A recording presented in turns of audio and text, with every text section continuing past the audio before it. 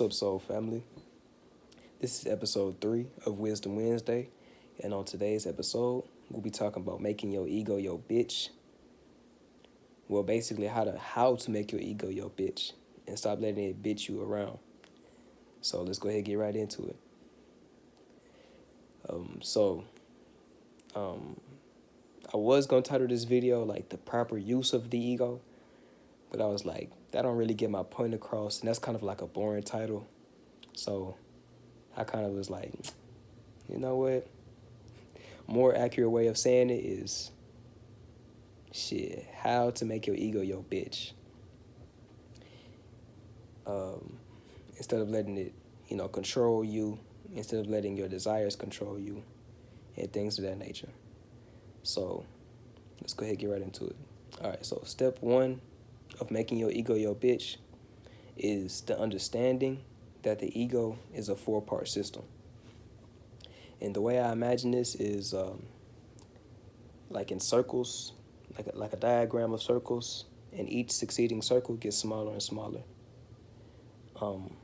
So the first circle, the most expanded circle, is your soul self, your true self, who you truly are outside of your mind, body, and ego, your I am presence, and whatever else you want to call it, who you truly are. And then how it works is your soul self funnels through your mind, and your mind works as a tool to decode information in light so that you can understand it and use it as soul experience. But the way that the mind works is just, like a fleshy thing. Like it doesn't have a means to gather that information. So that's when your body comes in. That's when your 5 senses come in. And a subset of all of those combined is your ego. But the way that the ego works, like in this society, is quite the opposite of how it should work. Just off the mere fact that nowadays most people are disconnected from their true self, their soul self. You're never disconnected because the kingdom of heaven always resides within you, within your soul. But for most people, they're not aware of their soul self. They're just aware of their mind, their body, and who they think they are. The reason that this is like a backwards way of living is because the ego, instead of serving the soul, is going to begin to like serve the flesh. It's going to begin to serve the desires of the flesh and the mind. And a few examples would be like sex, like an overindulgence in sex, an overindulgence in porn, or like an overindulgence in eating. On a psychological level, this would be overindulgence in like you being an attention whore or some shit, or like you wanted to be the most popular in the room, or you want to be better than somebody else, or like all that you strive for is for all the attention to be on you, because that's what you think is serving. That's what your ego thinks serving you is. Like that's how your ego thinks to serve you. Like it thinks to serve you by make you think you the shit. Or it thinks to serve you by finding the most pleasurable, the most instantaneously gratifying things it can. Like, what's the fastest high I can get right now? That's how the ego thinks, in a sense. The problem with this is this isn't connected to your soul purpose. It's just earth shit. It's just like the diagram, like the succeeding circles get smaller and smaller. Like if this is like the first 3 levels, that's like little thinking. That's like little shit.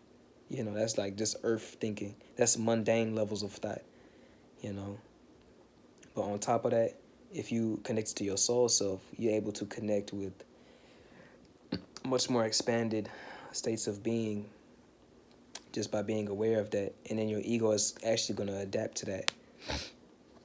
And it's going to adapt to your soul self instead of your physical self. All right, so let's go ahead and get into step 2 of making your ego your bitch.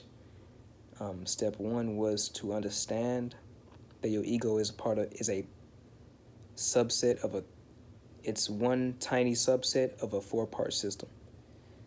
And the next step is to create distance from your physical and mental self and tap into your soul self.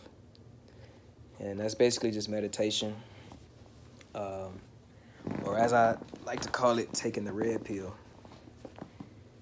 Well, I'm not saying that meditation is taking the red pill, but step 2 of making your ego your bitch is taking the red pill instead of the blue pill. So let me break it down for y'all. In the Matrix, Neo had to take the red pill, which is basically the harder pill to swallow, you know. And once you take the red pill, there ain't no going back.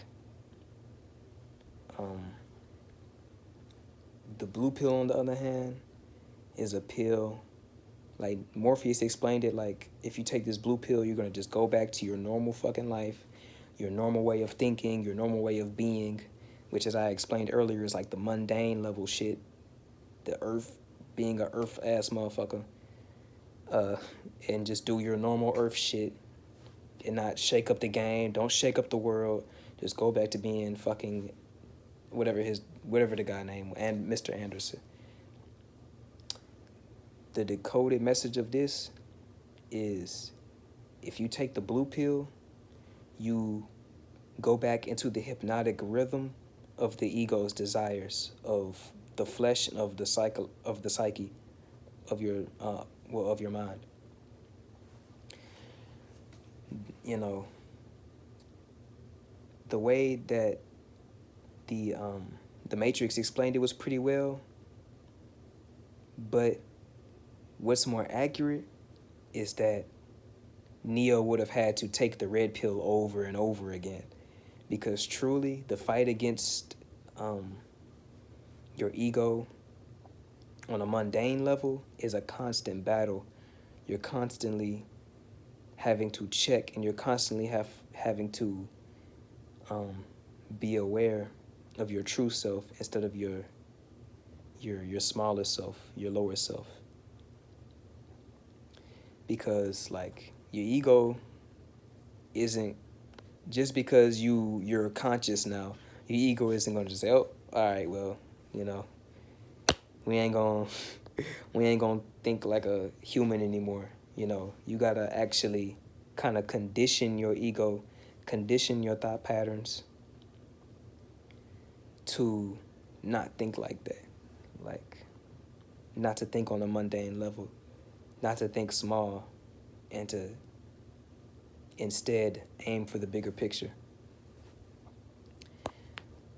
And the way you do this is by taking the red pill, or the conscious pill, every single moment that you feel yourself slipping back into the ego's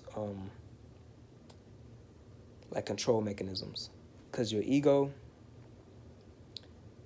because of the conditioning that our society has put us through, it's automatically normal for our ego to try to take control and to try to lead us into desires. And sometimes these desires no longer serve us. What I'm trying to say is, not all desires are bad,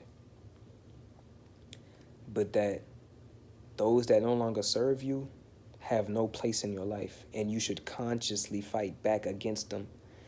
The way you fight back is by being aware of them and being aware of what's going on, and not giving in to the psychological and physical desires that your ego wants you to participate in.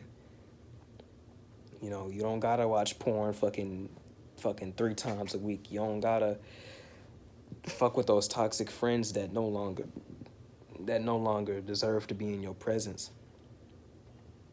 You no longer need to watch, 10,000 Netflix episodes. You know what I'm saying? I'm saying this to the ones that are connected to their soul purpose.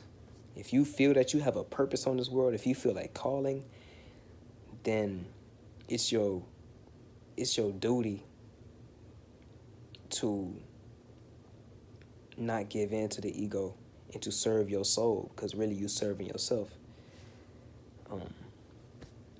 Most people in this world give up their soul to whatchamacallit. Well, the way I kind of say it is, most people give up their soul for the world, but those who are tuned into their soul give up the world for their soul.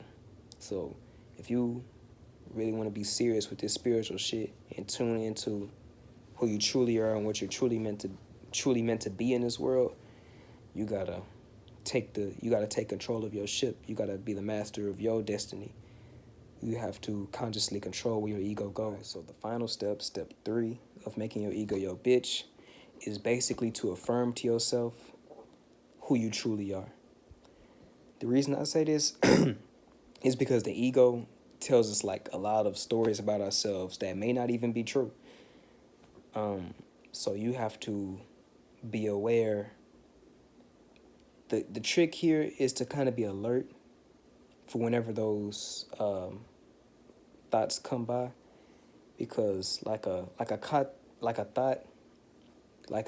conditioned thought that isn't true to yourself, like I'm not worthy of love or something like that. I'm not worthy of love. That may play out subtly. You may not even hear that thought. Like that thought might not even come across your mind, but the impression of that may play out as a feeling in your life, or as an impression. Like you may act in a way that is in congruency with I am not worthy of love. So with this specific step, you have to be alert and aware of your personal surroundings, your personal space, your mental and emotional space, so that you can be aware of what your ego is telling you subtly and mentally, because those thoughts may come by. But what I found to be true is the tricky ones are the feelings. The feelings of insecurity, the feelings of not being worthy, the feelings of anxiety. Those are the deadly ones, because they're subtle and they can be easily overlooked. And what your ego is going to do is, if you feel that way, it's going to condition, if you let it, your ego is going to condition you to act, say, and think thoughts that are in congruency with that. But like, anxiety has nothing to do with your true self. I'm just using that as an example. So what's important here in this step is to affirm to yourself who you truly are. And I use like I am affirmations.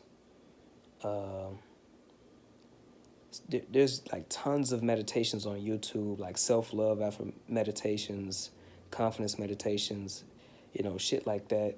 That's going to help deconstruct the story that your ego has been telling you up until this point. I might drop a few in the comments, or I don't know. They're so easy to find nowadays that it shouldn't be a problem. But come up with some affirmations that are going to remind you who you truly are, how powerful you are, how magnificent your soul is, how brilliant you are, So please do that. And once you get your confidence up, that's when you're really going to start being on the roll. And that's when you're really going to start getting into alignment with your soul self. So I hope this video helped y'all out. Let me know what y'all think in the comments, and I'll see y'all in the next episode. Peace.